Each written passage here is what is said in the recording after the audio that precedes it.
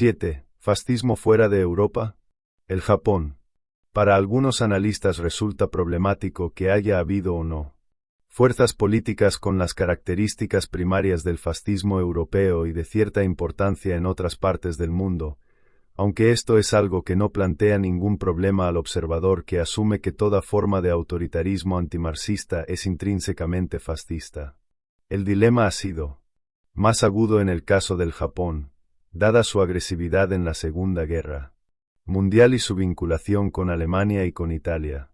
La existencia de un fascismo japonés fue algo que detectaron los autores soviéticos ya en 1934, 187, y desde entonces casi todos los comentaristas marxistas han aplicado esta interpretación al gobierno y a las instituciones del Japón en la década de 1930, 188. Una interpretación algo diferente han hecho los especialistas occidentales en ciencias sociales, quienes señalan la belicosidad y el autoritarismo crecientes del régimen japonés en esos años, y aducen que el fascismo es un concepto válido con el que definir a regímenes que se han hecho agresivos y autoritarios durante la industrialización de un sistema que no es socialista de Estado. 189. El reexamen más coherente del problema procede de George M. Wilson, 190, quien aduce de forma convincente que el concepto de fascismo japonés es erróneo, dado que no hubo ningún movimiento político que se levantara para hacerse con el poder y que la autoridad constitucional e institucional japonesa oficial se mantuvo esencialmente intacta y siguió habiendo pluralismo parlamentario y elecciones. Este argumento parece básicamente correcto, aunque quizá merezca la pena ampliarlo y modificarlo algo. La mayor presión para cambiar el sistema japonés procedía de elementos radicales entre los militares y de pequeños círculos nacionalistas radicales. Ninguna de las sociedades ultranacionalistas se transformó en partido ni en movimiento importante, pero cabría la posibilidad de calificar a algunos de sus portavoces y teóricos como nacionalsocialistas en general, aunque no como nazis. Kita Ikki, el principal ideólogo nacionalista radical del Japón en el decenio de 1930, había sido en su juventud socialista, marxista, y más tarde siguió un rumbo bastante parecido al de Mussolini. Kita y algunos de los otros revolucionarios nacionalistas se oponían al capitalismo.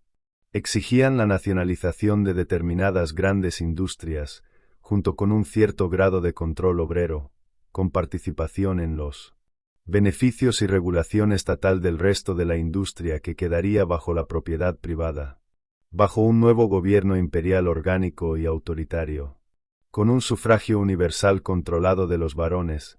Esto iría acompañado de una reforma agraria drástica que introduciría un sistema agrario más comunitario y parcialmente colectivista.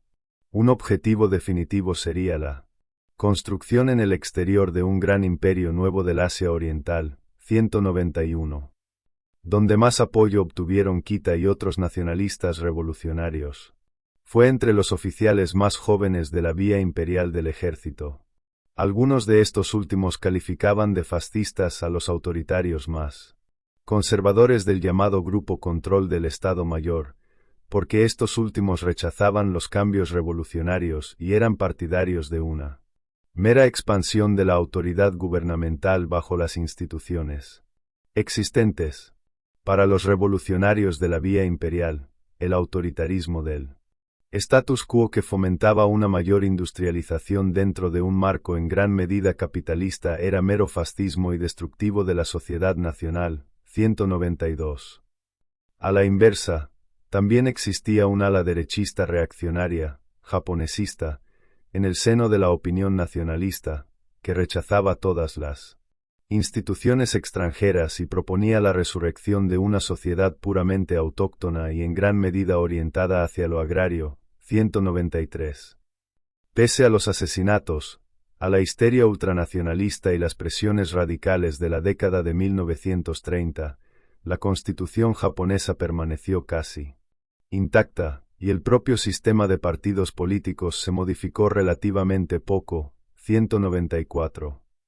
Cuando por fin se creó la Asociación de Asistencia al Gobierno Imperial, en 1940, era poco más de un conglomerado de casi todos los partidos existentes, aunque estos últimos estaban técnicamente en proceso de disolución.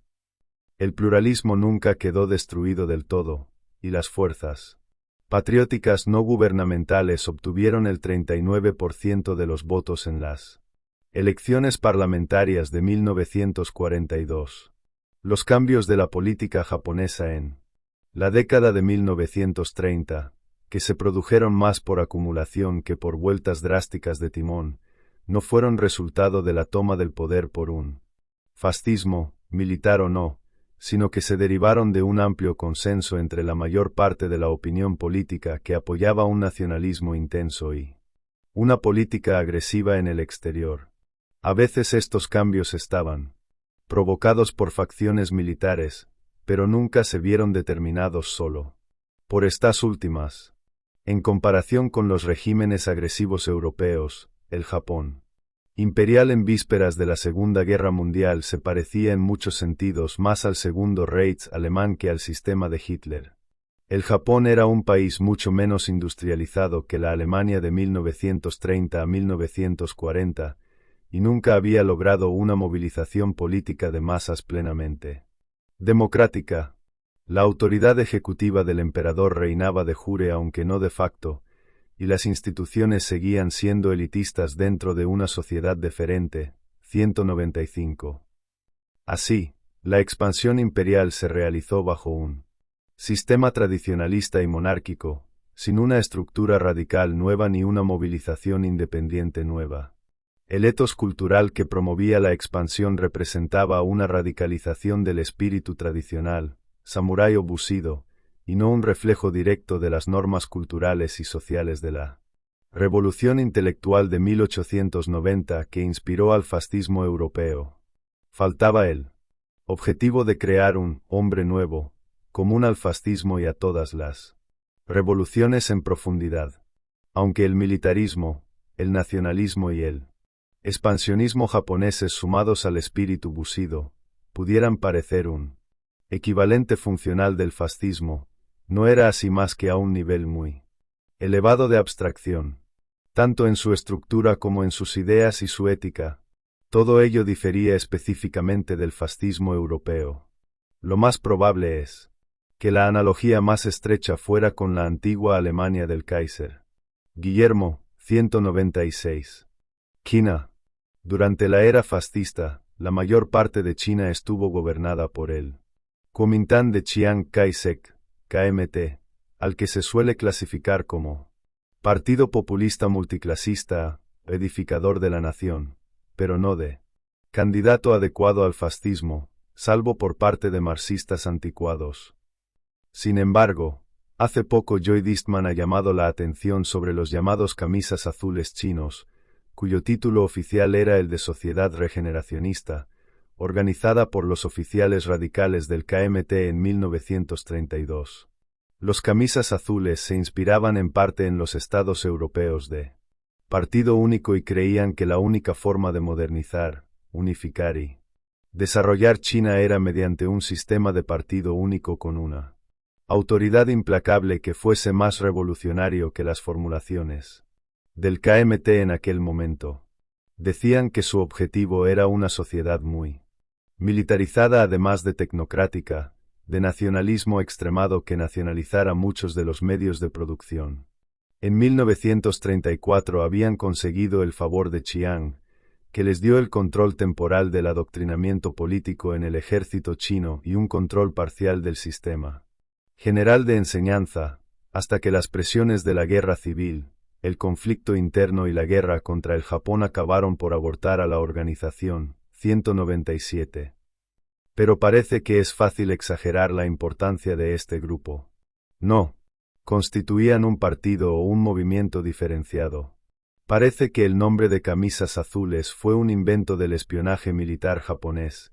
El que ellos se daban a sí mismos se podría traducir mejor por la gente vestida de algodón. No solo está algo en duda su identidad discreta, sino que también lo está el carácter fascista de sus ideas. Sun Yat-sen, el fundador del KMT, creía en un sistema de partido único de democracia dirigida y en la industrialización y la modernización guiadas por el Estado. Así, parecería que los camisas azules, o en términos menos dramáticos la gente vestida de algodón, no representaban más que una variante temporalmente radicalizada de la doctrina original del KMT, 198, y que el matiz militarista de sus propuestas reflejaba el clima de la época, frente a un Japón agresivo, y su propia identidad profesional. Sudáfrica. De todos los países no europeos, es posible que la sociedad africana de Sudáfrica haya registrado el grado más elevado de apoyo popular a algo parecido al fascismo de tipo europeo a mediados y a finales de la década de 1930. Las razones para el atractivo del nacionalismo radical en la población africana son evidentes en algunos aspectos. Los recuerdos recientes de la conquista extranjera en la Guerra de los Boers, la opresión del sistema imperial británico, por blanda que fuera, y el gran sentimiento de situación minoritaria dentro del sistema británico en el terreno político, y entre la población sudafricana en el racial. Es probable que el movimiento de los camisas grises, fundado por L.T. Weichart en 1933, fuera el más claramente fascista desde el punto de vista tipológico. Su principal inspiración no era italiana, sino alemana, y utilizó diversos nombres, por ejemplo, nacionalsocialistas cristianos de Sudáfrica, para tratar de reclutar miembros entre todos los habitantes blancos. Duró de una forma u otra hasta 1950. Era al mismo tiempo racista de blancos contra negros y además antisemita. La principal limitación a su orientación fascista fue la necesidad de rendir homenaje de dientes para afuera al cristianismo. Un movimiento mucho más amplio, pero de carácter mucho más derechista, fue el Osegwa Branabag, centinela de la carreta de bueyes, fundado en 1938 por el Dr. J. F. K. van Rensburg. Pronto llegó a afirmar que tenía casi 200.000 miembros en una población boer de menos de 2 millones de habitantes, pero parece haber incluido muchos casos de doble militancia con el principal partido conservador nacionalista afrikáner, el Partido Nacional Unido de Malán. Pasó por una fase de acción radical directa en 1940 a 1941, pero en 1943, con la decadencia del eje, se hizo más moderado y fue perdiendo apoyo pronazi y anticapitalista, en su cenit. Proponía una especie de república corporativa, calvinista, de un racismo sincrético. Parece que algunos de sus miembros se tomaban en serio su calvinismo, lo que creó unas tensiones internas bastante considerables. También existió un grupo derechista autoritario de estudio y presión, el Nuevo Orden, de Oswald Pirot, que se extinguió en 1942 del Partido Afrikáner mayoritario de Malán. Antes había organizado una fuerza paramilitar de 12.000 hombres, en la década de 1930, pero su modelo de república autoritaria conservadora y religiosa parecía estar más cerca del caso de Portugal que del de Alemania. 199. América Latina. La región donde más se ha copiado la política del continente europeo es América Latina. Dado el carácter muchas veces autoritario de los gobiernos latinoamericanos y el auge del nacionalismo en esa región entre las dos guerras, parecería la zona más adecuada para la aparición de fascismos importantes no europeos. Pero no fue así. En América Latina no hubo sino unos pocos movimientos específicamente fascistizantes, y el único que gozó de éxito fue el equívoco fenómeno del peronismo. Cabe aducir algunas razones de la debilidad, de hecho de la ausencia práctica, de un fascismo categórico en América Latina. 1. La tasa generalmente baja de movilización política, que tenía un retraso de una generación o más, incluso respecto a los países más atrasados de Europa. 2. El carácter no competitivo del nacionalismo de la mayor parte de los países latinoamericanos, que no corren peligro de dominación o conquista extranjeras, ni de guerra con el exterior, de ahí que la guerra y el nacionalismo competitivo hayan estado en gran medida ausentes como Catalizadores o factores de movilización. 3. Como corolario del primer. Factor de dominación consuetudinaria elitista patronal de los procesos políticos, y de ahí la capacidad de los grupos dominantes y menos radicales, al igual que en Europa Oriental, para reprimir el nacionalismo revolucionario. 4. La composición multirracial de muchas sociedades latinoamericanas, que difumina la identidad nacionalista radical y suele crear divisiones internas y complejos que refuerzan el status quo. 5. La dominación política de los militares, que sofocan otras manifestaciones políticas violentas. 6. La debilidad hasta 1960 de la izquierda revolucionaria, que en consecuencia no podía servir de estímulo. 7. La tendencia de los nacionalistas latinoamericanos, a partir de 1930, a rechazar tanto a Europa como a Norteamérica para volver a una especie de nativismo populista o alguna variante de la tradición hispánica. 8. Lo inadecuado de la economía nacionalsocialista / nacional sindicalista de autarquía en países tan dependientes de la economía mundial como son los de América Latina. Y 9. La aparición de un modo latinoamericano bastante distintivo de nacionalismo radical multiclasista en la forma de movimientos populares como el APRA peruano y el MNR boliviano, al que algunos añadirían el PRI mexicano. 200. Aunque algunos grupúsculos fascistas claramente miméticos en América Latina, como el Partido Fascista Argentino, fundado en 1938, eran totalmente insignificantes, hubo unos cuantos movimientos que correspondían en todo o en parte a partidos fascistas europeos y merecen un breve estudio. El mayor de ellos fue la Agao Integralista Brasileira, AIB, de Plinio Salgado, fundada en 1932 e inspirada en una medida considerable por el fascismo italiano. Trataba de mezclar un tipo italiano de autoritarismo corporativista con la cultura autóctona brasileña. Aunque en su propaganda se utilizaba mucho el término totalitario, su significado era tan vago y tan limitado como en el contexto italiano o el español. El propio Salgado era un semimístico, y su movimiento se identificaba mucho con el catolicismo y con el carácter sacrosanto de la familia. Aunque los integralistas generaron más apoyo popular a mediados de la década de 1930 que ninguno de los demás partidos de tipo fascista de América Latina, esto se limitaba, al igual que en casi todos los demás grupos brasileños, a las clases medias, con un número desproporcionado de personas de origen alemán e italiano. El Brasil, como casi todos los demás países de América Latina, o de la Europa meridional y oriental, estaba gobernado por un régimen más conservador, semicorporativista y autoritario bajo Getúlio Vargas, un Estado novo, Estado nuevo, conforme a la terminología portuguesa, y no a la italiana. Los integralistas corrieron la misma suerte a manos de Vargas que sus contrapartidas portuguesas bajo Salazar, cuando por fin se levantaron en una tentativa de golpe contra el régimen en 1938, su movimiento quedó aplastado para no resurgir jamás. 201. Uno de los casos menores interesantes fue el del movimiento nacionalsocialista, MNS, o de los nazis, como se los llamaba en abreviatura de Chile, fundado por el hispano-alemán Jorge González von Marees en 1932. El nazismo estaba inspirado en parte por el nacionalsocialismo alemán, pero desarrolló sus propias características distintivas chilenas. Parece que González von Marees era un idealista abstractamente moralizante al que le gustaba hacer hincapié en la pedagogía política para la nación.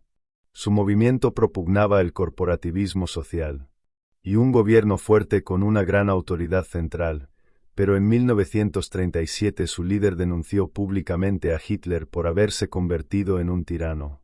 En 1938 rechazó los vínculos y las comparaciones con el nazismo o el fascismo, y declaró que el movimiento era democrático. Aunque González era formalmente antisemita, declaró que en Chile no había un problema judío, y defendió teóricamente la libertad de religión. En las elecciones parlamentarias de 1937, los nazis no lograron sino algo más del 3% del voto popular, pero obtuvieron buenos resultados en los distritos obreros de algunas grandes ciudades. Tropezaban con el problema habitual de la mayor parte de los movimientos de estilo fascista, como entrar en el sistema desde fuera, como tercera fuerza enfrentada tanto con la derecha como con la izquierda. González von Marees rechazaba la violencia por la violencia, pero la propugnaba como necesidad defensiva. Una tentativa de golpe contra el gobierno derechista de Alessandri se vio fácilmente reprimida y después se produjo una matanza a sangre fría de más de 50 nazis capturados, de forma muy parecida a la que estaba utilizando el régimen derechista de Rumanía para despachar a los legionarios. En ese momento, los nazis decidieron apoyar a Aguirre Cerda, el candidato presidencial del Frente Popular chileno, y le dieron el margen de votos necesario para una victoria muy apretada. Parece caber poca duda de que un movimiento, inspirado inicialmente por el nazismo alemán, aunque siempre fue no racista y antiimperialista, ninguna de estas dos cosas necesitan ser forzosamente no fascistas, había evolucionado hasta convertirse en algo diferente. Se renunció al antisemitismo teórico, y en 1938 el movimiento tenía incluso un dirigente judío. En 1941, el MNS se había convertido en la vanguardia popular socialista, pero ya estaba en decadencia pues no había encontrado espacio en la sociedad política chilena, y ya no ofrecía una alternativa tan diferenciada como antes de 1938-202. Durante estos años se hicieron en México varias tentativas de formación de movimientos de masas nacionalistas violentos o antiizquierdistas radicales, pero más bien tenían las características de la derecha radical que del fascismo europeo. Los camisas doradas del general Nicolás Rodríguez, organizados en 1934, eran violentos, antisemitas, antiizquierdistas y autoritarios, y copiaban directamente los estilos alemán e italiano, pero sus objetivos eran esencialmente contrarrevolucionarios y derechistas. El gobierno, que se estaba convirtiendo por su parte en un sistema unipartidista y semicorporativista, logró controlarlos fácilmente. Parece que solo uno de los presidentes de México, Plutarco Elías Calles, a principios de la década de 1930, jugó con la idea de fascistizar el régimen en México. En 1938, la fuerza auxiliar que fomentó la Acción Revolucionaria Mexicana, ARM, se identificó con los camisas doradas en una revuelta abortada contra la administración siguiente, la Rebelión de Cerdillo. Pero el principal movimiento contrarrevolucionario de masas fue el de los cristeros, una gran fuerza campesina católica que se convirtió en el principal movimiento popular del México del siglo XX, reminiscente en algunos sentidos de los carlistas españoles. 203. Un candidato probable a una situación fascista, en el decenio de 1930 era Bolivia, el único país latinoamericano que en este periodo entró en un conflicto internacional y lo perdió decisivamente, el conflicto del Chaco, con el Paraguay de 1932 a 1935. La frustración nacional de Bolivia llevó al poder en 1936 a una coalición radical, nueva e inestable, encabezada por el coronel David Toro e integrada por oficiales radicales, excombatientes de la guerra organizados más tarde en una legión, y pequeños grupos socialistas y laboristas. El objetivo de Toro era un socialismo militar, orientada hacia una organización económica corporativa, un nuevo sistema de nacional sindicalismo y un parlamento parcialmente corporativo. Toro perdió el poder en 1937, pero sus sucesores elaboraron una nueva constitución social, 1938, y un código de trabajo prosindical. Todo ello no llegaba, ni mucho menos, a constituir un fascismo boliviano, pero el estudioso más autorizado de la región reconoce la influencia de las ideas italianas en el socialismo militar. 204. El socialismo militar estableció el contexto para el auge de la izquierda nacional populista de Bolivia, el Movimiento Nacionalista Revolucionario, MNR. Este formó una alianza con una organización más reciente de oficiales radicales, la RADEPA, cuya orientación era favorable al eje, que ocupó el poder brevemente, gracias a un golpe, a fines de 1943. Sin embargo, el MNR fue evolucionando hasta convertirse en uno de los dos partidos pluralistas populistas más destacados de América Latina, y acabó por subir al poder por sí solo en 1952 e iniciar una revolución populista boliviana. Aunque las experiencias del decenio de 1930 sirvieron efectivamente para radicalizar y movilizar parte de la política boliviana, fomentaron una forma, típicamente latinoamericana, de radicalismo nacionalista. En todo examen del fascismo putativo de América Latina, donde más se ha concentrado la atención, con mucho, ha sido en el peronismo argentino. Todo comentario del fascismo peronista ha de referirse por fuerza a los años que pasó Perón en el poder, 1946 a 1955, no a la historia subsiguiente del Partido Peronista como grupo sindical de oposición de masas. Debe señalarse ante todo que el primer esfuerzo por introducir la forma y parte del fondo del fascismo italiano se hizo bajo la efímera dictadura militar de Uriburu, entre 1930 y 1932, que resultó demasiado radical para la élite argentina. Pero durante la Segunda Guerra Mundial, el gobierno de la Argentina, que tenía sus propios grandes designios hegemónicos, simpatizó con Alemania e Italia más que ningún otro gobierno de un país importante del hemisferio occidental. En el decenio de 1930 ya se habían formado varios grupos fascistas o profascistas, y en 1943 se hizo con el gobierno de la Argentina un grupo militar profascista, el GOU, Grupo de Oficiales Unidos, que impuso una dictadura temporal y una política inicialmente más favorable al eje que el anterior de la Argentina, el 205. Perón surgió como figura dirigente del GOU y ascendió a la presidencia de la Argentina como resultado de las elecciones de 1946.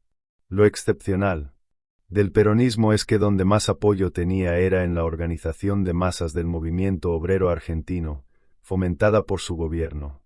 El régimen peronista de 1946 a 1955 fue un gobierno personal de autoritarismo limitado, que toleró un grado considerable de pluralismo.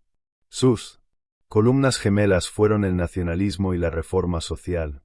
Por una parte, fomentaba el desarrollo industrial y, por la otra, la redistribución de los ingresos, con el objetivo final de convertir a la Argentina en la potencia dominante de Sudamérica. Perón había sido agregado militar en la Italia fascista, y más adelante reconoció que el fascismo italiano había influido en él, pero a partir de 1945 trató de crearse una posición independiente. Se calificó a la ideología del régimen de justicialismo y en ella se intentaba una síntesis de los 4 principios de idealismo, materialismo, individualismo y colectivismo. Perón calificaba al fascismo europeo de combinación exagerada de idealismo y colectivismo que excluía el individualismo y un sano materialismo, definición que, dentro de sus límites, no es necesariamente inexacta. En un momento dijo: Mussolini fue el hombre más grande de nuestro siglo, pero cometió algunos errores desastrosos. Yo, que tengo la ventaja de su precedente ante mí, seguiré sus huellas, pero también evitaré sus errores. 206. Casi todos los analistas del caso peronista han concluido que el peronismo en el poder reunía, efectivamente, la mayor parte de las características que cada uno de ellos imputa al fascismo, aunque su base militar sindical lo convertía en un ejemplo fuera de lo corriente. 207. Evidentemente, el régimen era, como casi todos los nuevos sistemas económicos latinoamericanos, ecléctico. Uno de los consejeros, escritores de discursos y teóricos sindicales de Perón era José Figuerola, un español que había sido asesor laboral de Primo de Rivera, el dictador español. Aunque el partido político peronista se organizó en 1949 con intenciones declaradas de convertirse en partido único, Perón nunca estableció una dictadura total y rígida. Se basó en el apoyo de los trabajadores organizados, los nacionalistas de clase media, gran parte de la clase industrial, y parte del cuerpo de oficiales del ejército. Tras desplazar y enajenar a la antigua clase dominante de terratenientes, tuvo que equilibrar las reivindicaciones y las quejas de diversos sectores para conservar el poder. Al final, la inflación, la corrupción y la recesión económica, junto con su política social demagógica y distributiva, unieron a las clases altas. En contra suya, el enfrentamiento con la Iglesia y las frustraciones nacionales e institucionales, cada vez mayores, hicieron que la mayor parte de los militares se volvieran contra el régimen y llevaron al derrocamiento de Perón, en 1955-208. Una evaluación atenta revela que el peronismo tenía casi todas, pero no todas, las características del fascismo europeo. Durante mucho tiempo no fue un movimiento político organizado, y ni siquiera después de la llegada de Perón al poder pudo definir un nuevo sistema.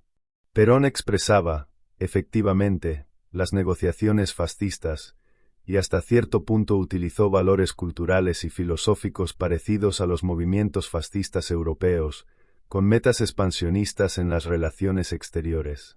Se llegó a conseguir el objetivo de un régimen de partido único, pero nunca se puso en práctica efectivamente. La demagogia izquierdista de Perón y su movilización de los obreros no lo convertían en un antifascista, como dicen algunos ingenuamente, ni mucho menos, pero nunca proyectó la insistencia fascista en una nueva jerarquía nacional orgánica que pudiera disciplinar efectivamente a la sociedad. Las formas en las que Perón se quedó corto frente a un modelo completo de fascismo europeo derivaban de sus circunstancias personales, nacionales e históricas. En la sociedad política latinoamericana, dominada por los militares, el ejército era el único que introducía cambios abruptos, y para crear un movimiento radical nuevo había que ir de arriba a abajo. Al no llegar a la cumbre hasta después de 1945, y no disponer más que de un poder limitado, Perón moderó adrede el alcance de sus ambiciones, y no parece que concibiera un modelo fascista europeo a gran escala como algo viable en un país como la Argentina. Después de la Segunda Guerra Mundial, la utilización clave de una dirigente femenina, Evita, básica para todo el proceso de movilización, también fue una desviación grave del estilo fascista. El fascismo genérico, fenómeno exclusivamente europeo. O sea, que según parece fuera de Europa no se podían reproducir a escala importante todas las características del fascismo europeo. Las condiciones previas específicas existentes en Europa, pero que no se daban, o no se daban simultáneamente en otros continentes, eran, 1. Una intensa competencia nacionalista / imperialista entre las naciones más recientes, formadas sobre todo en el decenio de 1860, 2. La existencia nominal de sistemas democráticos liberales en los mismos países, pero sin, por una parte, raíces funcionales profundas ni, por la otra, una élite o una oligarquía dominante. 3. La oportunidad para la existencia de un nacionalismo organizado de masas como fuerza independiente no limitada a las élites ni a una oligarquía institucionalizada. 4. Una nueva orientación cultural derivada de la revolución cultural e intelectual de 1890 a 1914. El Japón, intensamente nacionalista / imperialista, era uno de los nuevos estados aparecidos en el decenio de 1860 que trataba de ingresar en el orden imperial, pero en él no existía la oportunidad de una nueva movilización social y política radical, dadas las limitaciones de su desarrollo político. Además, su cultura seguía siendo semitradicionalista, y no era nada receptiva a las nuevas ideas radicales vinculadas al fascismo. El nacionalismo latinoamericano era considerablemente más débil, y las comunidades políticas latinoamericanas estaban normalmente sometidas a la dominación de la oligarquía. Con la excepción parcial de la Argentina, las actitudes y los valores culturales que acompañaban al fascismo no gozaban de gran publicidad. Sudáfrica tenía un tipo de comunidad comercial y una distribución del poder dentro de la población blanca mucho más plenamente europeas, pero sus problemas internacionales estaban en proceso de resolución y su cultura estaba menos secularizada. Es posible que la gran mayoría negra negara la utilidad de un enfoque nacional socialista del nacionalismo radical, de forma que siguió dominando un tipo más prudente y conservador de nacionalismo. En consecuencia, es dudoso que se pueda aplicar una tipología derivada del fascismo europeo a los movimientos o regímenes no europeos con un mínimo de especificidad. Como han insistido los dos estudiosos más asiduos del fascismo, Ernest Nolte y Renzo de Felice, se trató de un fenómeno histórico limitado fundamentalmente a Europa durante la era de las dos guerras mundiales,